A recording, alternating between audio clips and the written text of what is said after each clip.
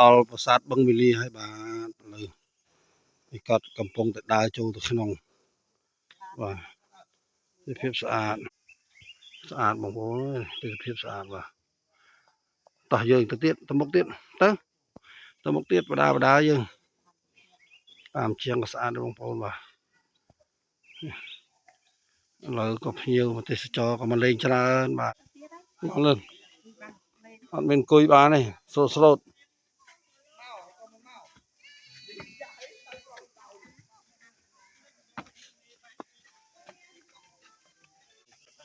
តោះយើងទៅទៀតតោះ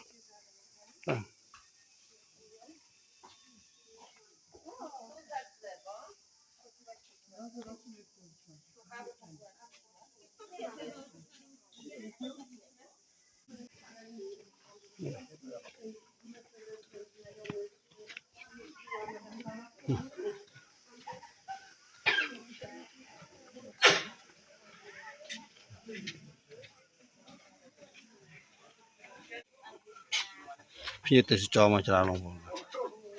មកច្រើនបាទ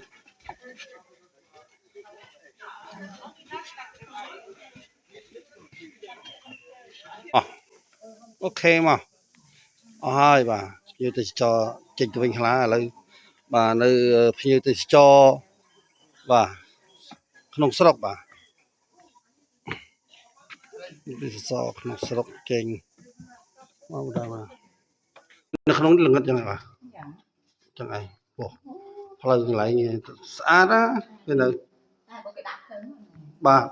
អត់ទេអានេះគេធ្វើអញ្ចឹងហើយគេដាក់ភ្លើងធម្មជាតិបាទ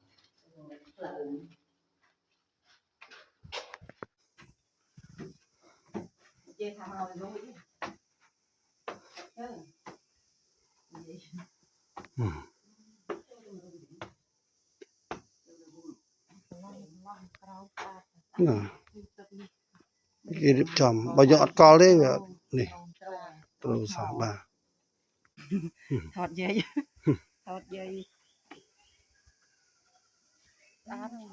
្នឹងចេញវិញតាមមែនមកមើលឯណាទៅដុកណាទៀតមកកន្លែងនេះហេសុយបាទអត់ស្គាល់ផ្លូវទៅអត់រួចទៀតបាទនេះផ្លូវគេបាទ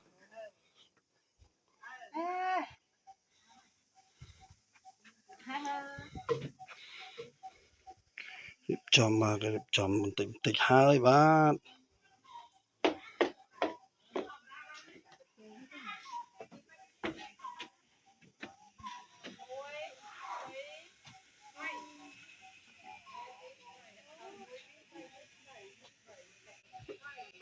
ឥឡូវពីមុនបាទយើងឡើងតាមនេះឯងដល់ពេលឥឡូវយើងចុះតាមនេះវិញ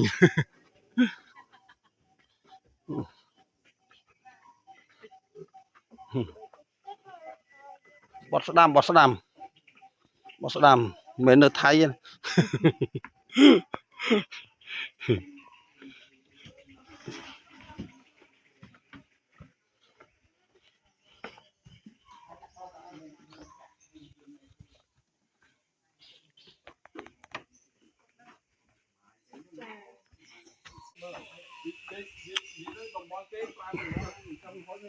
ប្រាសាទនេះ4ហត្តាណាមិនទូចទេណា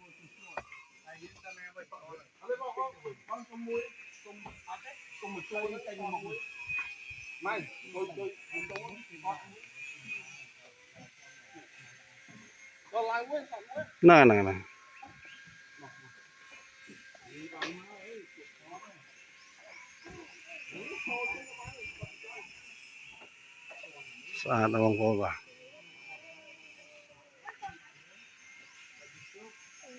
សាច់ខាងបឹងមីលាដល់គោលដៅហើយបាទនេះគោលដៅបញ្ចប់បាទព្រោះយើងមកដល់កន្លែងនេះបាទអង្គុយលេងទៅនេះបាទថតរូបថតស្លឹកអីហើយបាទយើងត្រឡប់ទៅវិញតែឥឡូវដល់គោលដៅហើយបាទយើងបកទៅវិញបាទ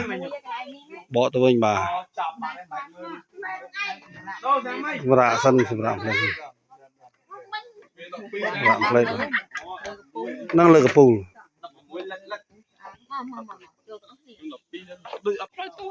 អស់ផ្លូវតល់ហើយបាទឥឡូវបាទវីដេអូមានប៉ុណ្ណេះបងប្អូនបាទជួបគ្នាវីដេអូក្រោយបាទអរគុណបាយបាយ